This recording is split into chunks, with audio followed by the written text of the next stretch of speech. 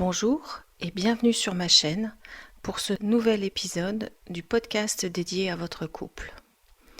Aujourd'hui, j'ai envie de vous parler des 3 crises majeures que traverse le couple au cours de son évolution.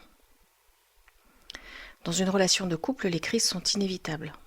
Et pourtant, beaucoup de personnes les vivent comme des échecs. En réalité, ces crises sont des étapes normales, parfois même nécessaires pour grandir ensemble. Aujourd'hui, je vais vous présenter les 3 grandes crises que traversent la plupart des couples et surtout ce qu'elles signifient. Au début d'une relation, tout est magique. On vit dans une bulle, on se découvre, on s'idéalise, on pense souvent « cette fois c'est la bonne, j'ai trouvé la personne parfaite ». Et puis, après quelques mois, voire quelques années, la réalité rattrape le couple. Les différences apparaissent. L'autre ne réagit pas comme nous, n'a pas les mêmes habitudes, et ça peut nous surprendre, parfois nous décevoir. Ce qui était mignon ou charmant au début devient agaçant. Sa façon de ranger, son rapport à l'argent, sa manière de communiquer. Ça va donner des phrases du type « Au début j'adorais son côté spontané, et maintenant ça m'agace parce qu'il ne prévoit jamais rien. » Ou alors « Je trouvais ça mignon qu'elle soit un peu jalouse, mais aujourd'hui je me sens étouffée. » Bref, on se rend compte qu'il n'est pas là pour combler tous nos besoins. C'est une étape clé. Elle marque la fin de l'idéalisation et le début d'un amour plus mature. Si nous prenions le lexique grec, cela reviendrait à passer de l'amour éros-passion à l'amour philia, l'amour plus mature, plus pérenne, plus sécure. Si le couple réussit à dépasser cette illusion, il construit une base plus solide et plus réaliste. Si vous avez dépassé cette première crise, quelques années plus tard, une autre crise se présente. C'est la crise de différenciation ou d'affirmation de soi. Chacun ressent le besoin d'exister en dehors du couple. C'est souvent une période où la vie s'intensifie, les enfants arrivent, la carrière professionnelle prend de la place, ou bien la routine s'installe.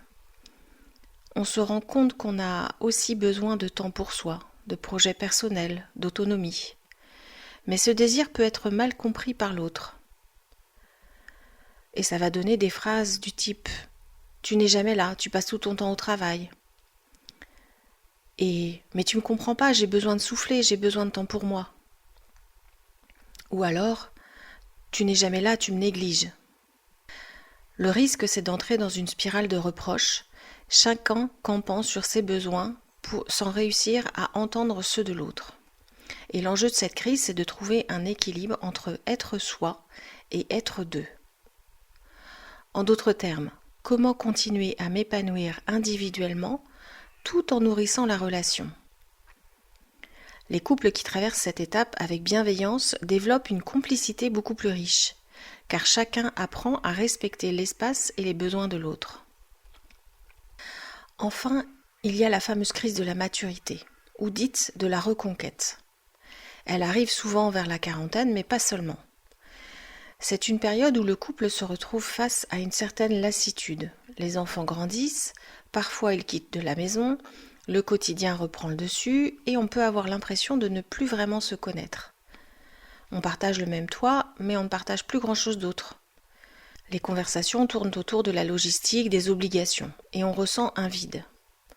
C'est souvent là que se pose ce type de questions. On ne fait plus rien ensemble, à part parler des courses ou des factures. J'ai l'impression qu'on vit comme des colocataires.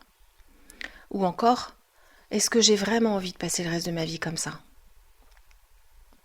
Alors c'est une étape difficile parce qu'elle peut mener à la séparation. Mais elle peut aussi devenir une formidable opportunité. Certains couples en profitent pour se redécouvrir, retrouver une complicité, réinventer leurs liens. On parle parfois d'un second souffle, d'un nouveau départ. Mais cela demande un vrai choix des 2 partenaires, celui de continuer à s'investir dans la relation. Alors vous le voyez, ces 3 crises, la désillusion, la différenciation et la maturité, sont des passages quasi incontournables. Elles ne sont pas signes d'échec, mais des étapes de transformation. La clé, c'est de savoir les reconnaître et de les traverser ensemble, au lieu de les subir seul dans son coin. Et si parfois ça devient trop difficile, l'accompagnement thérapeutique peut vraiment aider à transformer la crise en une occasion de renouveau. Et vous, est-ce que vous vous reconnaissez dans une de ces étapes ? Peut-être la première, la deuxième ou la troisième ? Dites-moi en commentaire, je serai ravie de vous lire. Et si ce sujet vous parle, abonnez-vous à la chaîne. Vous y trouverez d'autres vidéos, d'autres ressources pour comprendre les dynamiques de couple et mieux vivre votre relation. Je suis Virginie Dion, thérapeute de couple. Merci pour votre écoute et à bientôt pour un nouvel épisode.